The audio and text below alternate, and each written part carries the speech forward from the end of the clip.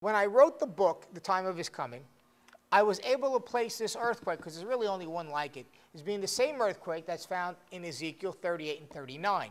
And that allowed me to put in perspective the events of Ezekiel 38 and 39 together with the book of Revelation.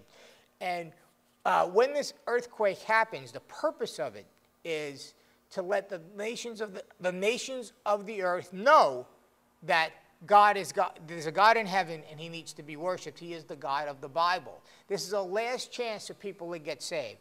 And God uses it to bring many nations against, actually 6 nations against Israel.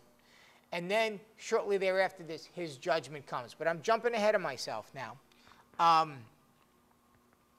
Let's finish describing this earthquake. Like I said, there's only one like it, and it's the same earthquake. You can compare it to in Ezekiel 38 and 39.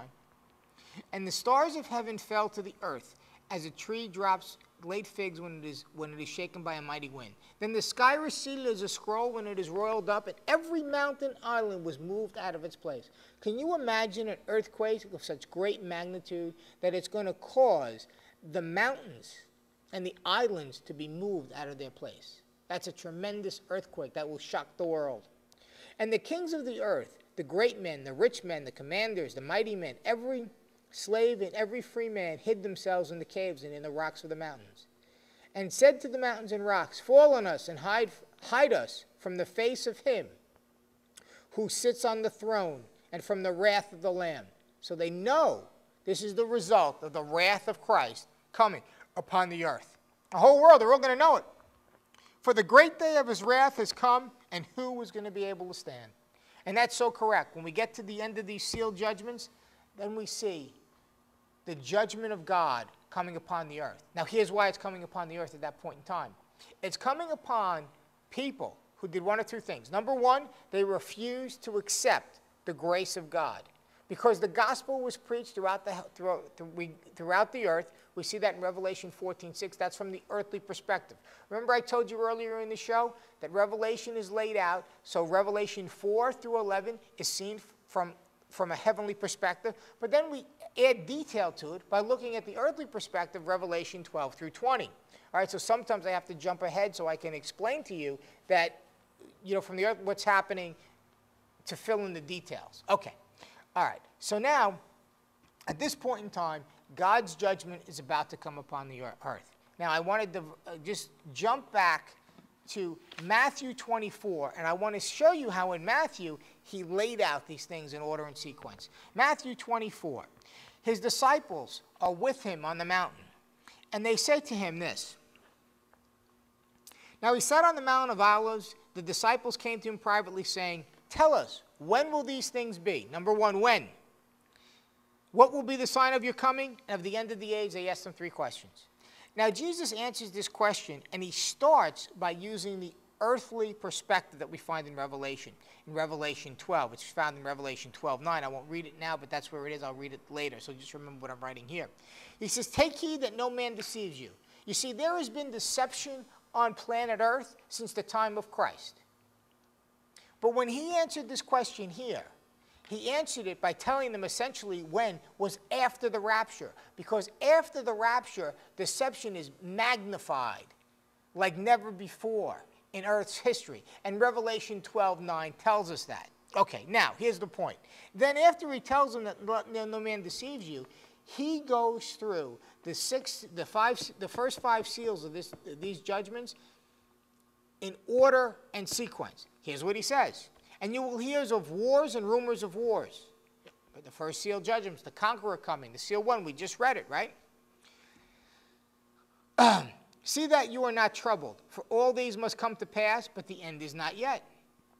For nation will rise against nation and kingdom against kingdom, and there will be famines, pestilences, and earthquakes in various places. We just read about the earthquake. All these are the beginning of sorrows. Then they will kill you and deliver you up to tribulation, and you'll be hated for all nations for my sake. You're going to be hated. People are going to hate Christians at that time.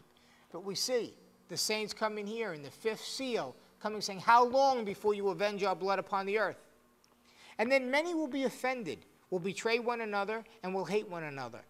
Then many false prophets will rise up and deceive many. And because lawlessness will abound, the love of many will grow cold. Again, the purpose of Matthew is to add some detail into Revelation.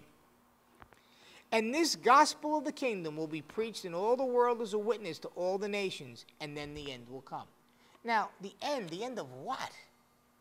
Because after this, he talks about other things that are going to end. He's talking about the end of the dispensation of grace, the end of your chance to get saved and accept Christ as your Lord and Savior.